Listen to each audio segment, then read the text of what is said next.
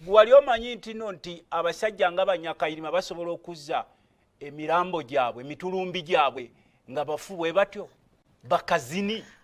Ono omusajja ono yayogeranga yaleeta ebyokutuga abantu mu biyumba sima bi safe house bamayombo n'abalala bangi. So bwe muto bwe mwasekerera ne Kayiira naye twabagamba nti kino ekimeketa tekikoma ku Muyudaaya, tekikoma ku Musiraamu ba Mukatuliki. Abampulira ne museka abavubuka abasiraamu bali mu makomera abattibwa n'obalaba ne babayuza ne babagira. Mwenda muli wali musirise era kyova olaba mukulu w'omusana toseka. Ffe twagamba sebo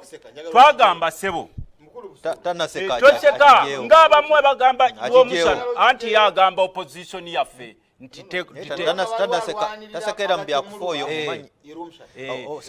Yes, ku Yuge Update TV kubadde osinzira okubanga otuwuliriza gwe mukwano gwange ali eyampuliriza. Simanyi oba abasajja nga bano tunaatwala akadde okubajjukira nga ba freedom fighter abalwanirira eddembe, abaayogeranga ebigambo byabwe nga tebaliimu kutiitiira. Kati bamu ku basajja be twasigaza abasobola okuvaayo ne boogera ensonga eziruma ku munnayuganda. So buli omu w'oli ng'oli eyo ng'ogaya ebigenda mu maaso eri omulimu ogw'ettondo gwe bakola. Ate ono omwami kye mwagalako Lutamaguzi, jjukira mu kalulu kali akaggwa yeesimbawo naye ng'ajjidde ku kkaadi ya DP. Naye oba weetegereza gundize yali ataddeko akabonero ka logo ka people power ng'alaga ali kimu, newankubadde yali tebasobodde musembeza. Naye era olaba omuntu ow'ekigendererwa. Omuntu ow'ekigendererwa taba na ntondo, omuntu ow'ekigendererwa amanya ensobi ye, omuntu ow'ekigendererwa alaba ekikyamu n'akyogerako. Oba okitegeera gwe mukwano gwange ali eyampuliriza. Kati so twebaze ono omwami ku mulimu ogw'ettendo Lutamaguzi gwagenda maaso n'okukola n'okulwanirira eddembe ly'Abannayuganda. Gwe gy'otaba bo ne babeerayo ne basobola okuba nga babalwanira newankubadde tebasobola kutuukirawo ku success nga gwe olowooza. Bafaanana nga balemereddwa, naye njagala okitegeere nti olugonvu lw'olujegere ge maanyi gaalwo. Mpola mpola tujja kumala tutuuke wa gye tulaga n'obugumiikiriza ssaako n'okukolera awamu okukolera obukuyege.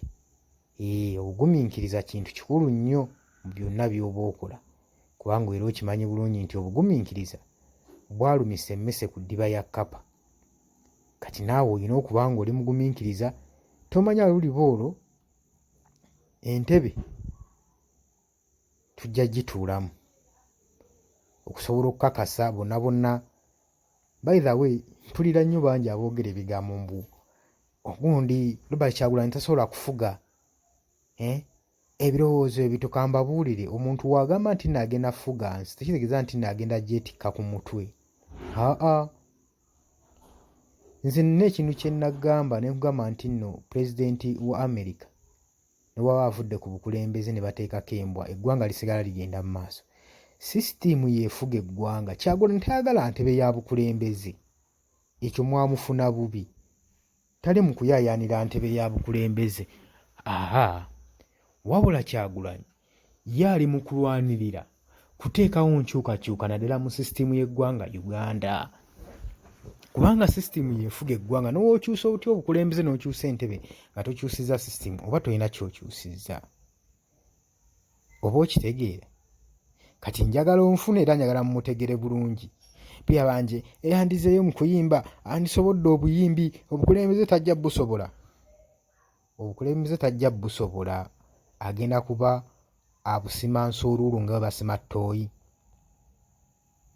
Omukulembeze, omuntu si yakola obukulembeze, kino kitegeere n'olwaleero. Sisitiimu gy'aba alonze yeekola obukulembeze. Kyagulanyi ye ekyokukola n'aba takimanyi ng'ali awo mu ntebe. Sisitiimu gy'anaaba alonze ye ejja kuba emanyi ekyokukola. Sisitiimu weba ennungi ne wetuteekako enkoko, eggwanga ligenda mu maaso. Ekyo njagala okitegeere. Obadde muwuliriza mulungi nnyo kutegeeza nti muganda wange tewerabira kusubscribinga. Genda maaso n'okuba nga osubscribinga, osharinge, okomentinge, olikinge. Baganda bange abali emitala w'amayanja mbagala nnyo mbanirizaako nnyo mwebale kwekumira ku mayengo gano baganda bange mwekuumire ku Yugi Updates TV tujja kuba tubaleetera updates buli kadde buli lunaku buli ssaawa.